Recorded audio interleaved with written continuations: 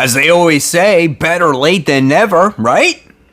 Webheads, comic book fans, I'm Mike Spider Slayer, and welcome back to Comic Book Corner 2.0. Today I'm bringing you Spider Slayer's Comic Book Haul. Fans, this is episode 541, and this is the video series where each and every week I share with you what I pick up at my LCS, which is Comic Central, located in the city of Sanford. So if you guys are ever in the Central Florida area, stop by, tell them Mike Spider Slayer sent you, check out some of the cool inventory they have in their shop. So guys, let's not waste any more time. Let's get started with this week's haul.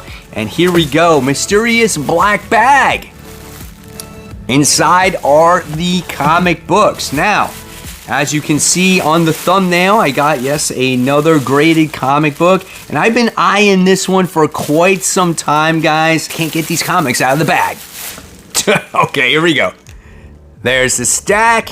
Here is the slab for this week. Can you guess the grade on this bad boy?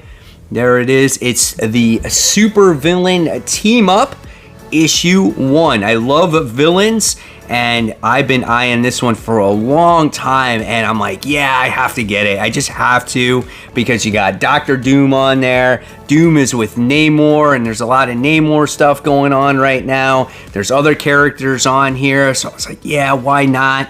And the grade on this one is a 6.5, so not too bad. Maybe not the best shape. The spine ticks on this one are pretty visible. That's the only thing I don't like about it, but nevertheless, it's still a good looking comic in the slab. I think it's awesome. It's off-white to white pages. Tony Isabella story, George Evans, Frank Springer, George Tuska, Bill Everett art, John Buscema, and Frank Gluck. I don't even know how to say that dude's name. Gloria cover. Tiger Shark, Atuma, Dr. Decorus appearance. Story continued from Giant Size Super Villain Team Up issue 2. A lot going on in this book, man. So I was just, again, happy to have it because I love the cover, man. I love Dr. Doom on there. And then this week, hopefully you guys were able to pick up the previews book to Marvel Comics, and inside, of course, you got Spider-Man issue number 1 done by Dan Slott and Mark Bagley. So they're going to have a little preview of that and some of all your other, favorite Marvel comics inside. So hopefully you're able to get that for free. All right. So now let's go on to this week's comics. And like I said, sorry this was a little bit late, but work has been quite insane recently. We're getting towards the end of it soon, and then I'll be back on my regular scheduled program, okay? The next thing I wound up getting is Something is Killing the Children issue, what are we on? 25, right? And I wound up getting that variant cover, as I don't know if this is the House of Cutter. Pretty awesome looking cover. Love how she has this crowbar. Got those gloves, blood splattered all over the place. Creepy teeth, kind of reminds you of the Joker. This was on my top 10 comic book covers of the week, so happy to land that one. Next, when it comes to independent comic books, guys, wound up getting Rogue Sun. Where are we on this one? Issue 6. Great story about this character that inherited powers from his dad, and they all want this Rogue Sun power rock or whatnot. His mom is going after him. I mean, this is so good, man. I really enjoy this book. It's so much fun, and this is connected to the Radiant Black universe, so you're gonna see these guys probably cross over more often. Here's some more of the artwork in there, and I love this story. I just love the supporting cast, and again, how they all want to be like Rogue Sun. All right, next, speaking of that universe, we have Radiant Black issue 16. So really solid series here. If you've never read Radiant Black, I definitely suggest going back and grabbing the first trade or so and get caught up on it. This is a great superhero story, and it's got some good humor in there. It's got great plot progressions. It's got good character development. The layout, the paneling, everything about it is awesome. And in the last issue, you had a QR code that took you to an animated short on YouTube. And I thought that was great. Here's some more action with Radiant Black doing battle against some kind of freaky robot. And I'm really looking forward to it, man. We'll see what happens in issue 16. All right. Talk about another issue 16, which that's odd. We have Robin issue 16. This is Joshua Williamson's penultimate issue. This series is going to end on issue 17. And it looks like we're going back to the Lazarus Island. Flatline is going to be in this issue. And there's some kind of setup going on. Because if you read the series earlier, Flatline took Robin's heart, or Damien's heart, and her master is, I forgot, what is it, Lord Deathhead or Death, I don't even know what it is. I always forget his name, but I feel like this is all a setup and we don't know what that is yet. And also, it looks like Lazarus Island is going to be Damien's maybe super secret headquarters going forward, and he's teaming up with Hawk in here too. This is a great book. When this book ends, I will be disappointed. One of DC's best titles in the past couple years here. So that's Robin issue 16. All right, next, looking forward to this one. We have Batman Detective Comics. What are we on? Issue 1062, the start of a new run, Rom V on here. Let's open up the artwork and see. You guys that probably already bought this already know what it looks like, but for some that haven't made it to the shop yet, here's what your artwork looks like. And I did see some early reviews or comments that this was actually a good start, and they want to see where this book is going to go. I love how dark it is. So I like that. And, you know, most Batman books are dark, but look at that, man. That is that Man-Bat there? That is so nice. Looking forward to reading this. Detective Comics, issue 1062. Now, I wasn't going to buy this, but I only bought this because this was a kick-ass cover. Batman Mech. Or this is, I'm sorry, DC Mech. This is issue 1, and this is the blueprint of Batman's mech armor. So I was like, oh, this is so cheesy. We just got Marvel Mech Strike, and I was like, this seems like a ripoff off of that, but the two always copy each other anyway. But I have no interest in really reading this story. I just love that cover. If you want to check out some of the artwork, yeah, it's kind of weird. It's kind of cartoony. This might be an all ages type of book that if you want to sit down and, you know, read with your kids and whatnot. But for me, I don't know. This might not be a book that I actually read. So nevertheless, I got a cool cover out of it anyway. Batman Mech, right? So there you have that. All right. Next, I have the continuation of the Naughty List. Such a different type of book. I mean, this is such a spin off of Santa Claus. The dude doesn't want to be. He's like, he wished one day that he could help kids, and he got this power to be Santa Claus. Like, he builds toys, and all of a sudden, you know, his greatest gift has become his curse. He's outlived all the dwarfs. He hates being alive.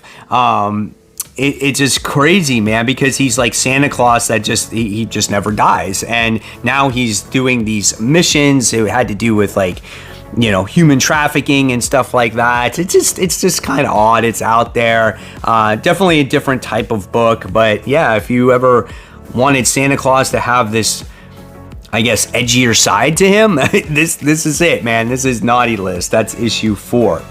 All right, next, another book. This one's from Aftershock as well. This is Kaijo's Score, Steal from the Gods, issue 4.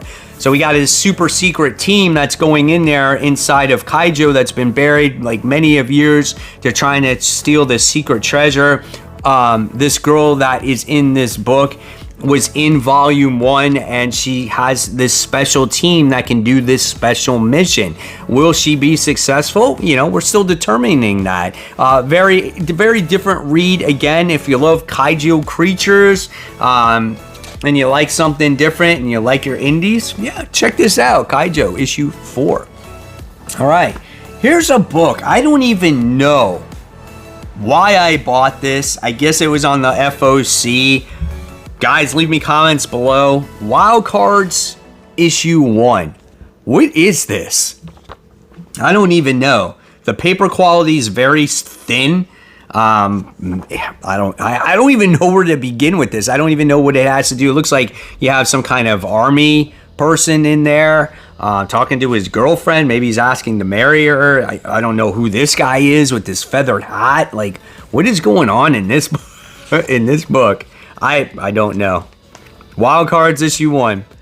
You read it. Let me know in the comments below what this is about. It's just got some people in a test tube. I don't know. We'll see.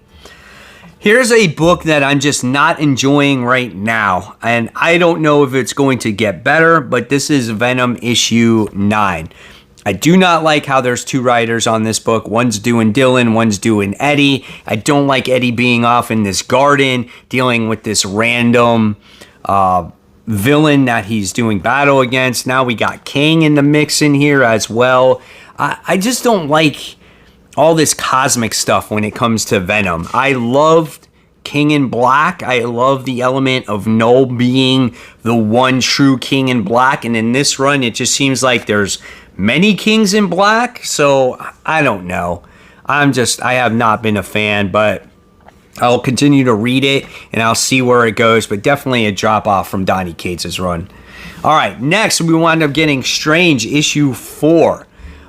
So now we got the Dark Moon Knight, which is Moon Knight's brother or whatever, is doing battle against Clea. And this makes sense because Jed MacKay is writing both of these books, right? And I've really enjoyed this book on how her mission is to try to get back Doctor Strange, how to bring him back alive. And that's been the MO from the very start. I think the art is really good in this book. It's bright, vibrant colors, very entertaining read. I've done nothing but enjoy this. So I'm looking forward to seeing how this goes. And, when does it end? I don't know, but we'll see. All right.